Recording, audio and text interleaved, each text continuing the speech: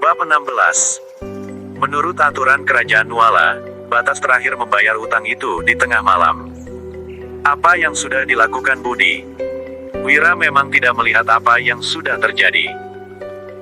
Namun, saat melihat pintu aula utama yang roboh, Wulan yang berlinang air mata, tangannya yang bengkak dan memar, pisau dan gunting yang ada di tangan anak buah Budi serta para kerabat yang memegang tongkat kayu, Wira langsung mengerti apa yang terjadi. Suamiku.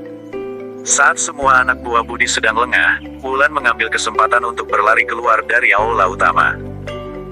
Dia langsung melemparkan diri ke dalam pelukan Wira dan menangis terseduh-seduh. "Jangan takut, aku sudah pulang." Wira mengelus rambut panjang Wulan sambil menghiburnya. Kemudian, dia mengangkat tangan Wulan yang bengkak dan memar sambil bertanya, "Masih sakit?" "Nggak sakit lagi." Meskipun Wulan masih merasa tangannya sangat sakit, dia tetap memaksakan seulas senyum. Saat melihat semua warga desa yang menatap mereka, Wulan buru-buru bersembunyi di belakang Wira sambil tersipu. Wulan merasa sangat malu karena sudah memeluk suaminya dan bertukar kata-kata manis di hadapan semua orang. Semua orang tidak keberatan akan hal itu. Mereka sedang melihat jubah sutra yang dipakai Wira serta pakaian baru Danu dan Sony. Di pedesaan, orang-orang memakai pakaian sederhana yang terbuat dari katun. Namun, mereka bertiga malah memakai pakaian mewah dari sutra. Jadi, semua orang pun menatap mereka dengan bingung. Budi berkata dengan merendahkan, "Bisa-bisanya kamu pakai pakaian bagus dan bermesra-mesraan di hadapanku. Memangnya 40.000 gabakku sudah terkumpul." Jubah sutra yang dipadu dengan giok dan tas wewangian sudah memakan hampir 10.000 gabak. Bahkan Budi yang mempunyai kekayaan sebesar 2 juta gabak juga keberatan membeli pakaian yang begitu bagus. Hanya orang-orang kaya di ibu kota provinsi yang rela menghabiskan uang untuk penampilan mereka. Agus hanya menonton seluruh kejadiannya dengan acuh tak acuh. Setelah melihat ketiga orang yang berpakaian mewah itu, dia juga tidak lagi mempersulit warga. Herman pun maju dan berkata, "Wira, kami semua bisa pinjamkan 20.000 gabak. Asal kamu punya 20.000 gabak sisanya, utang ini pasti bisa dibayar lunas." Semalam, Hasan sudah berpesan padanya untuk mengumpulkan uang dari orang yang bersedia membantu. Jadi, Wira bisa menggunakannya apabila uang penjualan ikan tidak cukup. "Makasih atas niat baik semuanya." Setelah mengucapkan terima kasih, Wira menatap Budi dan mendengus. "Aku punya uangnya. Gimana dengan surat perjanjian dan taruhan kita? Serahkan uang." Sebelum Budi sempat menyelesaikan kata-katanya, Wira melemparkan 4 batang uang perak ke kaki Budi. Sebatang uang perak nilainya 10.000 gabak. 4 batang uang perak sudah cukup untuk membayar utang 40.000 gabak Wira. Setelah melihatnya, Wulan pun menangis. "Suamiku benar-benar bisa menghasilkan 40.000 gabak untuk bayar utang." Para warga dusun juga menghela napas lega. Jika ada kerabat mereka yang menjadi budak orang, mereka juga akan ditertawakan orang. Agus berkata dengan terkejut, "Wira, penjualan ikanmu nggak mungkin bisa menghasilkan 40.000 gabak. Keluarga Wulan juga nggak mungkin bersedia pinjamin uang untukmu. Dari mana kamu dapatkan uang ini?" Wira menjawab dengan dingin, "Apa hubungannya sama kamu?" Saat di depan pintu tadi, Wira sudah mendengar semuanya. Agus bukan hanya tidak membantu, tetapi malah mempersulit warga. Agus pun langsung malu setelah mendengar jawaban Wira. "Ini bukan uang perak, semuanya terbuat dari timah. Ini uang palsu." Budi memungut sebatang uang perak, lalu menunjukkannya pada Agus. "Pak Agus, benar, kan? Palsu." Agus melirik uang perak itu tanpa memegangnya. "Aku jarang pakai uang perak. Jadi, nggak bisa bedain itu asli apa palsu. Pak Budi lihat saja sendiri. Uang perak itu sebenarnya asli." Agus sudah tahu rencana Budi, tetapi tidak mau ikut terlibat. Jika Agus membela Wira, dia akan menyinggung Budi. Jika Agus membantu Budi memfitnah Wira, para warga dusun akan memakinya apabila hal ini terbongkar. Setelah mendengar kata-kata Budi, warga dusun juga terkejut. Di desa, jarang ada transaksi jual-beli. Para warga desa biasanya hanya menggunakan koin perunggu. Jadi, mereka juga tidak pernah melihat uang perak. Danu dan Sony pun murka. Apa Budi sudah buta? Dia bahkan tidak bisa membedakan uang perak yang asli dan palsu. Wulan pun berkata dengan cerdik, "Hei, jangan memfitnah. Kamu tahu jelas uang perak itu asli apa palsu. Kamu cuma mau menipu kami biar bisa merebut semua yang dimiliki Wira. Kami nggak bakal tertipu. Cepat keluarkan surat perjanjian dan surat taruhannya. Kalau nggak, kami bakal tuntut kamu ke pengadilan daerah." Para warga dusun pun tersadar. Pantas saja meskipun sudah mengumpulkan cukup uang, ada banyak orang yang tetap tidak bisa mendapatkan kembali tanah mereka dari rentenir. Ternyata meskipun seseorang memiliki uang, para rentenir juga tidak mau menerimanya agar dia melanggar perjanjian. Dengan begitu, para rentenir sudah bisa menyita tanahnya. Danu dan Sony sangat marah hingga ingin turun tangan untuk memukul Budi. Tidak ada yang tahu demi mengumpulkan 40.000 gabak ini, mereka sudah bekerja sangat keras dari kemarin hingga hari ini. Saat mereka sudah mengumpulkan cukup uang untuk membayar utang, Budi malah menggunakan cara licik seperti ini. Uang perak ini palsu. Kalau nggak percaya, ayo kita ke pengadilan daerah. Suruh saja pemimpin kabupaten yang menilainya. Budi sama sekali tidak takut. Hari sudah hampir gelap, mereka juga hanya bisa pergi ke pengadilan daerah besok pagi. Dengan begitu, Wira akan termasuk melanggar perjanjian. Kamu. Wulan sangat marah hingga tidak bisa berkata-kata. Dalam menghadapi penipu seperti ini, Wira juga hanya bisa menahan amarahnya. Kalau kamu nggak mau terima uang perak, kamu mau terima apa? Koin perunggu. Budi berkata dengan percaya diri, bayar 40.000 gabak itu dengan koin perunggu. Aku mau kamu bayar utang hari ini juga. Kalau enggak, kamu termasuk melanggar perjanjian. Rumah, tanah, dan istrimu bakal jadi milikku. Kamu juga harus jadi budakku. Setelah mendengar ucapan Budi, Agus pun menggeleng. Dengan koneksi dan karakter Wira, sudah cukup susah baginya untuk mengumpulkan 40.000 gabak. Mana mungkin dia bisa mendapatkan 40.000 gabak koin perunggu dalam sekejap. Hari sudah mau gelap, Wira juga sudah tidak sempat membawa uang perak itu ke kota kecil untuk ditukarkan dengan koin perunggu. Orang yang bisa mengeluarkan 40.000 gabak koin perunggu di dusun ini juga hanya Agus. Jika Wira memohon padanya, dia juga tidak mungkin setuju karena takut menyinggung Budi. Kenapa kamu malah menindas orang? Setelah memahami niat jahat Budi, para warga dusun pun marah besar. Mau koin perunggu? Wira berkata dengan kesal, "Dodi, bawa 40.000 gabak koin perunggu itu kemari." Tadi saat melewati kota kecil, Wira sudah menyuruh Hasan untuk menukarkan 100.000 gabak koin perunggu agar bisa digunakan di dusun. Setelah mendengar ucapan Wira, para warga dusun pun tercengang. "Hei, ini 40.000 gabak koin perunggu. Agak berat, terima yang baik." Dodi membawa sekantong koin perunggu ke dalam rumah, lalu menaruhnya ke tangan Budi dengan marah. Jika tidak dicegah ayahnya, Dodi pasti sudah menghajar Budi. Sebab, Budi benar-benar sudah keterlaluan. Sebuah koin perunggu beratnya 4 gram, 1000 buah sudah 4 kilogram.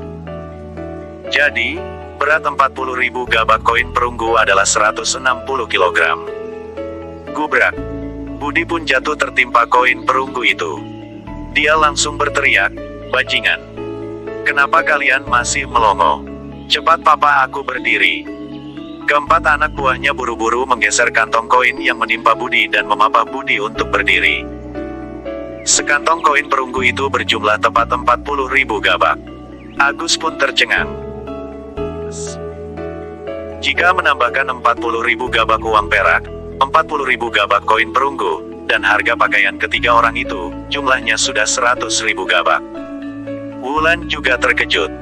Bahkan kalau kakak bersedia membantu, dia juga nggak bakal meminjamkan uang sebanyak ini. Sebenarnya, dari mana Wira mendapatkan uang sebanyak ini?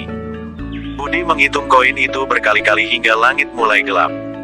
Wira mengaitkan jarinya ke arah Budi sambil berkata, "Keluarkan surat perjanjian dan surat taruhannya." Budi masih tidak bersedia mengeluarkannya. "Koin perunggu ini sudah usang, nggak bisa dipakai lagi. Aku nggak mau terima.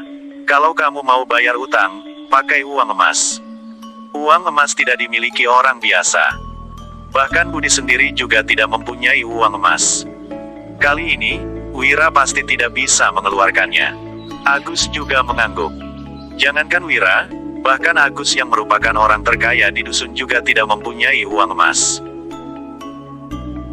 Budi jelas-jelas sedang mempersulit Wira. Para warga dusun yang menyadari hal ini pun langsung marah. Kesabaran Dodi juga sudah habis. "Hei, dikasih uang perak, kamu bilang palsu. Dikasih koin perunggu, kamu bilang sudah usang. Sekarang, kamu malah minta uang emas.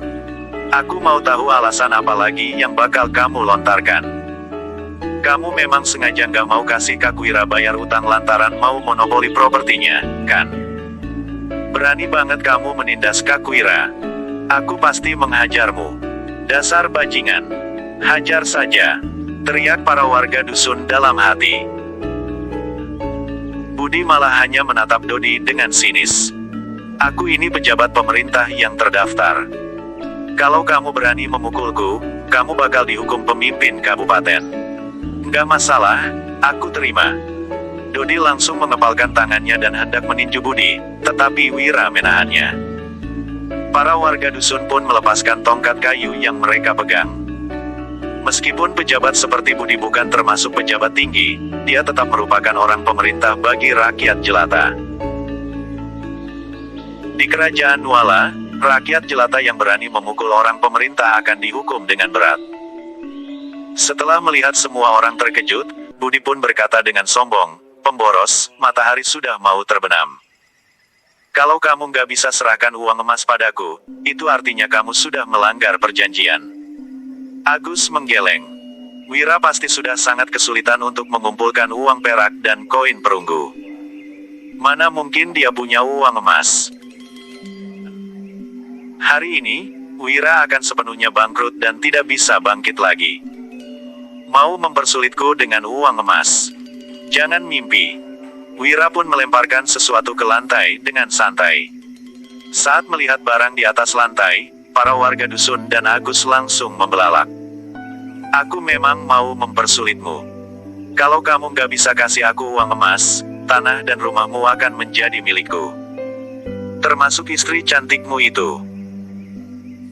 Salah seorang anak buah Budi berkata, "Tuh, Tuan, coba lihat itu." "Lihat apa? Kamu kira yang dia lempar itu benar-benar emas?" cibir Budi. Dia melirik ke lantai, lalu langsung membelalak. Setelah membungkuk untuk melihat jelas, ekspresinya berubah menjadi sangat suram. Bab 17. Cahaya matahari terbenam menyinari uang emas itu hingga terlihat sangat berkilau. Budi memungut uang emas itu, lalu menggosoknya ke baju sebelum menggigitnya. Kemudian, ekspresinya pun bertambah muram. "Dari mana kamu mendapatkannya?" Sebatang uang emas sudah bernilai 100.000 gabak. Ditambah dengan uang perak dan koin perunggu, totalnya sudah 180.000 gabak. Kenapa Wira bisa punya begitu banyak uang? "Kamu nggak perlu tahu." Wira langsung menjawab dengan ketus, "Aku cuman mau tanya, itu emas apa bukan?" Para warga dusun juga menatap Budi. Wira sudah memberikan semua yang Budi minta, mereka mau tahu bagaimana rentenir ini mau mencari alasan lagi. "Emas ini agak keras, pasti sudah dicampur dengan perunggu. Aku cuma terima emas murni." Budi mengabaikan bekas gigitannya di batang emas, lalu mencari alasan lain untuk menolak. "Dicampur perunggu. Hei, memangnya gigimu begitu kuat sampai bisa meninggalkan bekas gigitan di perunggu? Kenapa kamu begitu nggak tahu malu?" Amarah semua warga dusun sudah terpancing. Danu dan Sony juga mengepalkan tangan mereka. Budi sudah keterlaluan. Dasar nggak manusiawi. Meski harus masuk penjara, aku juga harus menghajarmu. Amarah Dodi pun meledak. Dia hendak bertindak, tetapi malah dicegah Wira. Agus juga mengerutkan keningnya. Kali ini Budi memang sudah keterlaluan. Wulan juga kebingungan. Dia sudah tidak tahu harus berbuat apa. Budi, hari ini kamu memang sudah memutuskan untuk mempersulitku, iya? Wira menatapnya tanpa ekspresi. Tatapannya terlihat sangat tajam dan mengerikan. Benar. Budi tersenyum sinis sambil berkata, asalkan aku nggak setuju, kamu nggak bakal bisa bayar utang. Kalau kamu nggak terima, kita boleh pergi ke pengadilan daerah. Tapi hari ini, kita sudah nggak bisa pergi ke sana.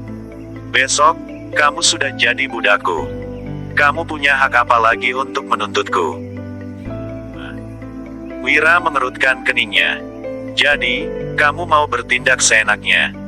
Budi berkata dengan mendominasi, benar. Memangnya kamu bisa apa?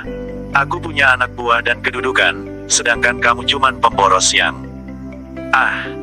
nggak mau selesaikan baik-baik. Oke. Wira sudah tidak bisa menahan tindakan Budi yang keterlaluan. Dia pun langsung meninju wajah Budi. Budi terpental ke lantai, sudut bibirnya juga berdarah. Dia merasa takut, tetapi juga marah. Kamu berani memukulku? Sebagai kepala desa dari desa Pimola, bahkan pemimpin dusun juga harus bersikap hormat terhadapnya. Para warga desa juga langsung ketakutan saat melihatnya. Jadi, belum ada yang pernah memukulnya. Apalagi, Budi juga datang bersama 4 anak buahnya. Ini juga merupakan alasan kenapa dia berani bersikap seenaknya. Bagaimanapun juga, Budi memiliki banyak anak buah dan juga mengerti jelas tentang sistem pengadilan daerah. Para warga dusun juga tercengang. Tidak ada yang menyangka Wira berani memukul Budi. Agus langsung bersyukur dia tidak lanjut membela Budi setelah Wira kembali. Memangnya kamu pikir kamu itu hebat? Kamu cuman seorang pejabat kecil yang gak ada apa-apanya. Tapi, kamu malah berani menindas warga desa. Warga desa memang gak berani memukulmu, tapi aku berani. Kalau kamu punya nyali, silakan tuntut aku ke pengadilan daerah. Aku mau tahu pihak pengadilan lebih percaya sama kamu atau aku yang merupakan seorang pelajar. Aku nggak percaya kamu bisa memenangkan hati pemimpin kabupaten. Wira langsung memaki dan menendang Budi yang tersungkur di lantai. Dia benar-benar tidak menyangka pejabat kecil di era ini begitu arogan. Berhubung pemilik tubuh sebelumnya sangat boros dan berkarakter buruk, Budi mengira tidak akan ada yang membantunya. Jadi, Budi pun ingin mencelakainya. Sayangnya, Budi sudah salah. Wira sudah melewati dimensi dan datang ke tempat ini. Dia tidak akan membiarkan dirinya ditindas. Beraninya kamu memukulku. Kamu memang sudah bosan hidup. Cepat hajar dia, teriak Budi. Keempat anak buah Budi hendak menyerang Wira, tetapi Dodi langsung menjatuhkan mereka sendirian. Dia berlatih bela diri. Budi langsung ketakutan. Selama ini, Budi berani bersikap begitu arogan karena mempunyai status sebagai kepala desa dan mempunyai anak buah. Sekarang, Dodi malah bisa dengan mudahnya mengalahkan keempat anak buahnya yang jago berkelahi.